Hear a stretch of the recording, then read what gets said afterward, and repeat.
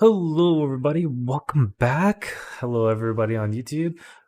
Today we have a big update, not the gold update, but we have an update. So, kind of weird that they didn't bring out the gold update, but yeah, so I'm guessing because this has nothing to do with gold, which kind of sucks, but I think what's happening is that they didn't even bother to put it out because they're going to be able to bring up trading posts anyways, probably today or tomorrow, 100% guaranteed. Because yeah, they don't have this listed. This was just 3 hours ago from like the world developer, so most likely, yeah, they're going to be able to fix that trading post problem probably very shortly. So, anyways, basically this is just a status on like the war, PvP, and health and exploits and stuff like that. So the first thing that they're talking about is that they have an issue with war. They're resolving it. They notice about the lag issues and the exploits, vulnerability, and whatnot. So they're going to be addressing most of those problems. Some of them have higher impact, so they're going to try to. Some of them are a little bit more complicated, which is going to take more testing. But they're getting rid of most majority of the exploits, which is really good. That way, it's going to be more stable and more better and whatnot, so people can actually enjoy PvP because the PvP is amazing. But yeah, there's that. And now they're going to talk about PvP and PvE. Basically, so an open new world PvP, basically what they're going to have is a rewarding system for you flagging yourself. So basically what that means is that if you flag yourself for PvP, what is going to do is that you're going to get obviously a bonus XP, which doesn't include anything for us who are level 60, but you'll get that 10 bonus XP that was always there. But you also now get rewards for being on PvP flagged. So you get rewards for PvP kills, and you also get luck. Which is very beneficial. So say if you're mining stuff and whatnot, you will have an increase of luck right here. The first is that we're going to increase the luck of players who are flagged for PvP. That is a huge thing. So what that means is that people are going to be able to get some way better items, like through chests and stuff like that. Even if it's like a 2 or 5% boost, like that extra boost is like a 9-day difference, because when you're, especially if you're mining stuff or trying to get rare resources, like especially like Quick Cal right now, that's just like the 9-day difference for you getting a lot more void ores and stuff like that, or more of those rare stuff. So that's huge. And now you're gonna see more people killing each other for stuff, right? So that's gonna be kind of crazy. So that's good though that they're adding that. So that's like a benefit, if you flag yourself, you have a chance of getting more stuff. And secondly, they're reducing the durability, so your gear would not get damaged as bad. So it's like, say like if you died, I don't know what the percentage, I think it's 10% when you die. So what they're probably going to bring it down to is maybe like 1% or even 0.5% of durability loss, which is really good that they're going to reduce the durability damage, which is amazing. That's great. These guys are thinking great stuff. And what they're also going to do is that they adjust the rewards for PvP at 60. So they can enhance players' watermark.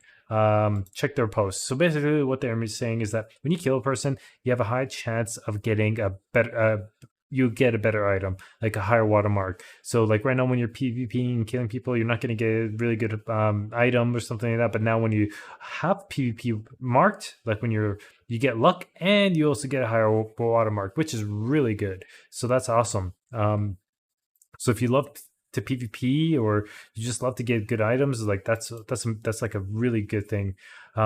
You just turn on PvP and just go farm. That's also another thing. Just go farm somewhere where there's not that many people and just get better resources. So that's really good. And let's see what else they have. Okay, so they're also talking about like the thing where you can't distinguish between a friendly AoE attack compared to an ally AoE attack. So like say you're using the frost or using a fireball or a gravity well, you can't tell which one's friend and foe. It's impossible to distinguish that. That is going to take them some time to resolve it. So that's way more coding that they're going to require, so that's not going to come out for a while, like probably until maybe next month or something like that. It's going to take, that's what I'm guessing. But they're also addressing some other stuff as well, where like it's hard to tell if you're flagged or not, or if your friends are flagged or not, or like if your allies are flagged or not. So say if you have two people that are green that are coming along to help, and you're green, you don't know if they're flagged or not. So like for PvP, so see if there's like three other yellow people too, and it's kind of hard to see if people are flagged or not. So they're going to address that situation, which is really, really good. So that's awesome. War, basically lagging exploits that hurts people. They're increasing the days for wars. Now it's every 2 days instead of every day. So that way people don't get fatigue. And that's driving people crazy because, like, say if you have 4 territories and you have a war, I was like, guess what? You're defending all 4 territories every single day, 7 days a week. That's ridiculous. People just get tired and just quit, So that is a huge update. That's amazing that they're doing that. This one can change. They're going to probably change it a little bit. So currently, defenders have 80% chance of winning. That's ridiculous. It should be 60% or 70%, because attackers should be able to upgrade their attacking abilities just like defenders can upgrade their defending abilities. So we want to reward defending companies that build up their ranks and upgrade their forts, but attackers should also have exactly the same thing, because if you're taking over a territory, like the attackers are not going to just stay with stick and stones. They should have like ballistic missiles or something, something that actually penetrate the walls a little bit easier, right? So that way, both factions have better fighting opportunities, right? Like the defenders obviously are overcoming the attackers, which is kind of ridiculous. Attackers should have that benefit of upgrading their siege or something like that, so that way they can actually start winning some of these, right? So because they should be able to spend money as well, and that will make everything way more exciting. Obviously though, when it comes to the end, defenders should be able to have a very good strong defense though, like a pretty darn good defense, compared to attackers, right? Because you do have a fort and it's harder to take over a fort. So anywhere from, like, I would say like a 60 to 70% would be ideal range. That's what I would say. That way, like, if you have 80% chance of winning, is like, well, people won't want to attack because it's going to be so hard to win, right? So, but they are going to try to find a way to coordinate this and make it work. So there's that. Territory control, they're going to try to give faction balance, which is good. We allow players to switch from factions, but do not allow them to switch to dominant factions, which they already had. So I don't know why they already put this in. So example, like Syndicate, the purple faction is doing really well. I can't switch over to purple right now from the very beginning of the game. I couldn't switch to purple. It's only green or yellow, right? So but they also want to include, so yellow's doing the worst on my faction. So we want to increase the underdog faction team earned for PvP missions to give them a better chance of earning the right to declare war. But we also need to do more, obviously. Like purple only has 1 territory. Green and purple have about 4 each. So yeah, they're doing fantastic. Yellow is just 1. So they're doing really, really bad. So they need to increase that to be more balanced. We are watching the faction balancement, obviously. The last thing that they're going to be doing is that territory taxes.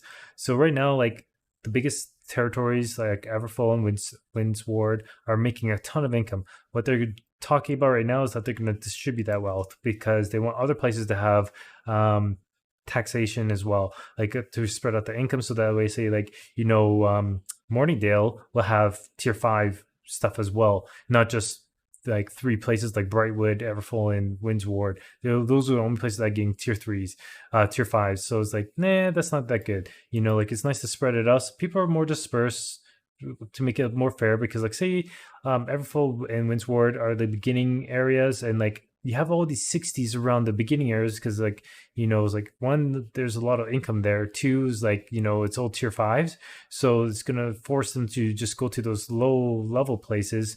Whereas like if they distribute that, there'll be other places, right? So that way like the beginners can mine in peace, and also like